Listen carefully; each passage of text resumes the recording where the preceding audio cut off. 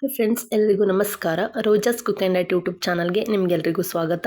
ಇವತ್ತು ನಾನು ಮನೆಯಲ್ಲೇ ಇರುವಂತಹ ಸಾಮಗ್ರಿಗಳನ್ನು ಬಳಸ್ಕೊಂಡು ಹಾಗೆ ಯಾವುದೇ ರೀತಿಯ ಸಾಸನ್ನು ಬಳಸದೆ ಕ್ಯಾಬೇಜ್ ಮಂಚೂರಿಯನ್ ಅಥವಾ ಗೋಬಿ ಮಂಚೂರಿಯನ್ನ ಮನೆಯಲ್ಲೇ ಸುಲಭವಾಗಿ ಯಾವ ರೀತಿ ಮಾಡಬೇಕು ಅಂತ ಹೇಳಿ ತೋರಿಸ್ತಾ ಇದ್ದೀನಿ. ಒಂದ್ಸಲ ನೀವು ಕೂಡ ಟ್ರೈ ಮಾಡಿ. ತುಂಬಾ ಸಿಂಪಲ್ ಹಾಗೂ ಟೇಸ್ಟಿಯಾಗಿರುವಂತಹ ರೆಸಿಪಿ. ನಾವು ಆಚೆ ತಿಂದರೆ ಅದರಲ್ಲಿ ಸಾಸಸ್ ಹಾಕಿರ್ತಾರೆ, ಹಾಗೆ ಯಾವುದ್ಯಾವ್ದು ಎಣ್ಣೆಯಲ್ಲಿ ಕರೆದಿರ್ತಾರೆ ಅಂತ ನಮಗೆ ಗೊತ್ತಿರಲ್ಲ. ಸೊ ಹಾಗಾಗಿ ನಿಮಗೇನಾದರೂ ತಿನ್ನಬೇಕು ಅಂತ ಅನಿಸಿದರೆ ಮನೆಯಲ್ಲೇ ಒಂದ್ಸಲ ಟ್ರೈ ಮಾಡಿ. ಹಾಗೆ ಹೇಗಿತ್ತು ಅಂತ ಹೇಳಿ ಕಮೆಂಟ್ ಮಾಡಿ, ಆಯಿತಾ? ಸೊ ಟೇಸ್ಟ್ ಅಂತೂ ಸೂಪರ್ ಆಗಿರುತ್ತೆ. ಇದನ್ನು ನೀವು ಚಿಕ್ಕ ಮಕ್ಕಳಿಗೆ ಮಾಡಿಕೊಟ್ರೆ ತುಂಬಾ ಇಷ್ಟಪಟ್ಟು ತಿಂತಾರೆ. ಸೊ ನೋಡಿ ಈಗ ಯಾವ ರೀತಿ ಮಾಡಬೇಕು ಅಂತ ಹೇಳಿ ನೋಡೋಣ. ಹಾಗೆ ಏನೇನು ಇಂಗ್ರೀಡಿಯೆಂಟ್ಸ್ ಕೂಡ ಬೇಕು ಅಂತ ಹೇಳಿ ನೋಡೋಣ ಬನ್ನಿ.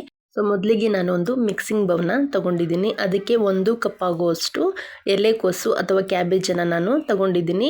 ಒಬ್ಬೊಬ್ಬರು ಇದನ್ನು ಗೋಬಿ ಕಾಲಿಫ್ಲವರ್ ಇರ್ತಾರೆ ಅದರಲ್ಲೂ ಕೂಡ ಮಾಡ್ತಾರೆ, ಅದು ಕೂಡ ಚೆನ್ನಾಗಿರುತ್ತೆ.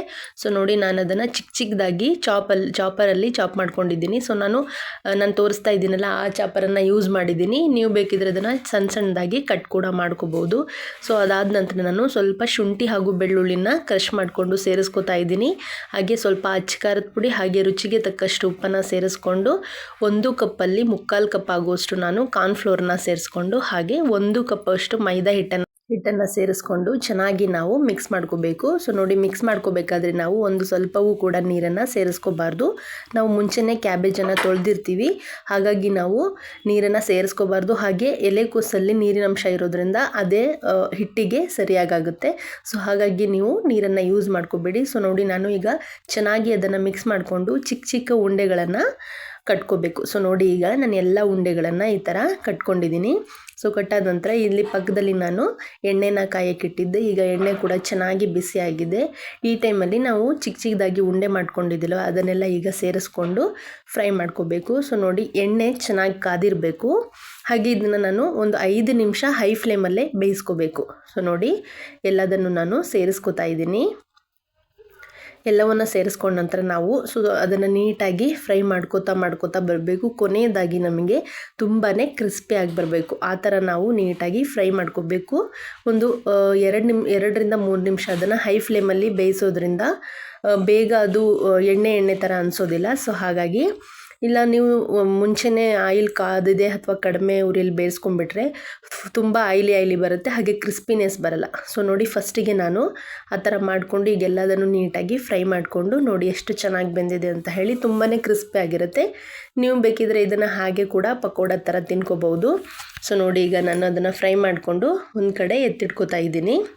ಸೊ ನೋಡಿ ಈಗ ಅದಾದಮೇಲೆ ಮತ್ತೆ ಇನ್ನೊಂದು ಬ್ಯಾಚನ್ನ ನಾನು ಫ್ರೈ ಮಾಡ್ಕೋತಾ ಇದ್ದೀನಿ. ಸೊ ನೋಡಿ ಫ್ರೈ ಮಾಡಬೇಕಾದ್ರೆ ನೀಟಾಗಿ ನಾವು ಅದನ್ನು ಚೆನ್ನಾಗಿ ಕ್ರಿಸ್ಪಿ ಆಗೋ ಥರ ಫ್ರೈ ಮಾಡ್ಕೋಬೇಕು. ಸೊ ನೋಡಿ ಈಗ ನಾವು ಯಾವುದೇ ಸಾಸನ್ನು ಬಳಸದೇ ಇರೋದ್ರಿಂದ ಮನೆಯಲ್ಲೇ ನಾವು ಸಿಂಪಲ್ಲಾಗಿ ಸಾಸ್ ಅಂತ ಹೇಳ್ಬೋದು, ಅಥವಾ ಇದನ್ನು ಗೋಬಿ ಮಂಚೂರಿಯನ್ ಚಟ್ನಿ ಕೂಡ ಅಂತ ಹೇಳ್ಬೋದು. ಸೊ ಅದನ್ನು ಯಾವ ರೀತಿ ಮಾಡಬೇಕು ಅಂತ ಹೇಳಿ ನೋಡೋಣ. 2 ಚಿಕ್ಕ ಟೊಮ್ಯಾಟೊ ತೊಗೊಂಡಿದ್ದೀನಿ, ಹಾಗೆ ಒಂದು ಗ್ರೀನ್ ಚಿಲ್ಲಿ ಹಾಗೂ ಒಂದು ರೆಡ್ ಚಿಲ್ಲಿನ ತೊಗೊಂಡಿದ್ದೀನಿ. ಹಾಗೆ ಸ್ವಲ್ಪ ಬೆಳ್ಳುಳ್ಳಿ, ಸ್ವಲ್ಪ ಉಪ್ಪು, ಹಾಗೆ 1/4 ಚಮಚದಷ್ಟು ಸಕ್ಕರೆಯನ್ನು ಸೇರಿಸ್ಕೊಂಡು ಈಗ ನಾನು ಅದು ಚೆನ್ನಾಗಿ ಪೇಸ್ಟ್ ಮಾಡ್ಕೊಂಡು ಬಂದಿದ್ದೀನಿ. ಸೊ ನೋಡಿ ಎಷ್ಟು ಚೆನ್ನಾಗಿ ಪೇಸ್ಟ್ ಆಗಿದೆ. ಅದಾದ ನಂತರ ಈಗ ಗೋಬಿ ಮಂಚೂರಿಯನ್ನ ಯಾವ ರೀತಿ ಮಾಡ್ಕೋಬೇಕು ಅಂತ ಹೇಳಿ ನೋಡೋಣ. ಸೊ ಮೊದಲಿಗೆ ಒಲೆ ಮೇಲೆ ಒಂದು ಬಾಣಲಿನ ಇಟ್ಕೊಂಡು ಅದಕ್ಕೆ 1 ಟೇಬಲ್ ಸ್ಪೂನಷ್ಟು ಎಣ್ಣೆನ ಸೇರಿಸ್ಕೊಂಡು ಚಾಪ್ ಮಾಡ್ಕೊಂಡಿರುವಂತಹ ಬೆಳ್ಳುಳ್ಳಿನ ಸೇರಿಸ್ಕೊತಾ ಇದ್ದೀನಿ. ಸೊ ಬೆಳ್ಳುಳ್ಳಿ ಚೆನ್ನಾಗಿ ಫ್ರೈ ಆದ ನಂತರ ನಾನು ಕಟ್ ಮಾಡ್ಕೊಂಡಿರುವಂತಹ ಈರುಳ್ಳಿ ಹಾಗೂ ಕ್ಯಾಪ್ಸಿಕಮನ್ನು ಸೇರಿಸ್ಕೊಂಡು ಚೆನ್ನಾಗಿ ಫ್ರೈ ಮಾಡ್ಕೋಬೇಕು. ಸೊ ನೋಡಿ ಈಗ ಕ್ಯಾಪ್ಸಿಕಮ್ ಹಾಗೂ ಈರುಳ್ಳಿ ಚೆನ್ನಾಗಿ ಫ್ರೈ ಆಗಿದೆ. ಹಾಗೆ ನಾವು ರುಬ್ಕೊಂಡಿರುವಂತಹ ಮಸಾಲೆನ ಈ ಟೈಮಲ್ಲಿ ಸೇರಿಸ್ಕೋಬೇಕು.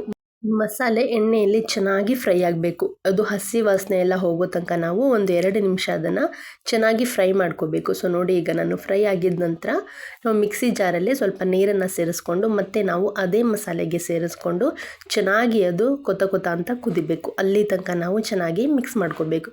ಸೊ ನೋಡಿ ಇಲ್ಲಿ ಆಮೇಲೆ ನಾನು 1 ಚಮಚ ಕಾರ್ನ್ಫ್ಲೋರನ್ನು ಸ್ವಲ್ಪ ನೀರನ್ನು ಸೇರಿಸ್ಕೊಂಡು ಈ ಥರ ನೋಡಿ ಪೇಸ್ಟನ್ನು ಮಾಡ್ಕೊಂಡಿದ್ದೀನಿ. ಸೊ ಅದನ್ನು ಮಾಡಿಕೊಂಡು ಈಗ ಅದೇ ಮಸಾಲೆಗೆ ನಾನು ಸೇರಿಸ್ಕೊತಾ ಇದ್ದೀನಿ. ಸೊ ನೋಡಿ ಸೇರಿಸ್ಕೊಂಡ ನಂತರ ಎಷ್ಟು ಚೆನ್ನಾಗಿ ಥಿಕ್ನೆಸ್ ಬರ್ತಾ ಇದೆ.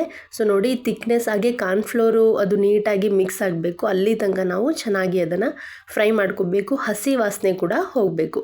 ಸೊ ನೋಡಿ ಈಗ ನಾನು ಚೆನ್ನಾಗಿ ಫ್ರೈ ಮಾಡ್ಕೊಂಡ ನಂತರ ಅದಕ್ಕೆ 1/4 ಚಮಚದಷ್ಟು ಅಚ್ಚ ಖಾರದ ಪುಡಿ ಹಾಗೆ ಸ್ವಲ್ಪ ಉಪ್ಪನ್ನು ಸೇರಿಸ್ಕೊಂಡು ಈಗ ಮಿಕ್ಸ್ ಮಾಡ್ಕೊಂಡಿದ್ದೀನಿ. ಸೊ ನೋಡಿ, ಈಗ ನಾವು ಫ್ರೈ ಮಾಡ್ಕೊಂಡಿರುವಂತಹ ಗೋಬಿಯನ್ನು ಈಗ ಇದರಲ್ಲಿ ಸೇರಿಸ್ಕೋಬೇಕು. ಸೊ ನೋಡಿ, ಈಗ ನಾನು ಮಸಾಲೆ ಜೊತೆಗೆ ಚೆನ್ನಾಗಿ ಮಿಕ್ಸ್ ಆಗೋ ರೀತಿ ನಾವು ಫ್ರೈ ಮಾಡ್ಕೊಳ್ಬೇಕು. ಸೊ ನೋಡಿ, ಈ ಥರ ನೀವು ಮನೇಲಿ ಮಾಡಿಕೊಂಡ್ರೆ ತುಂಬ ಈಸಿಯಾಗಿ ಹೆಲ್ದಿಯಾಗಿ ಕೂಡ ಇರುತ್ತೆ. ಸೊ ಒಂದ್ಸಲ ನೀವು ಕೂಡ ಟ್ರೈ ಮಾಡಿ. ಹಾಗೆ ನಮ್ಮ ಚಾನಲ್ಗೆ ಸಪೋರ್ಟ್ ಮಾಡಿ. ನೀವು ಇನ್ನು ಸಬ್ಸ್ಕ್ರೈಬ್ ಮಾಡಿಕೊಂಡು ಸಪೋರ್ಟ್ ಮಾಡಿದರೆ ಇನ್ನೂ ಹೊಸ ಹೊಸ ರೆಸಿಪಿನ ನಾನು ಅಪ್ಲೋಡ್ ಮಾಡ್ತೀನಿ. Thank you. ಎಲ್ರಿಗೂ ಧನ್ಯವಾದಗಳು.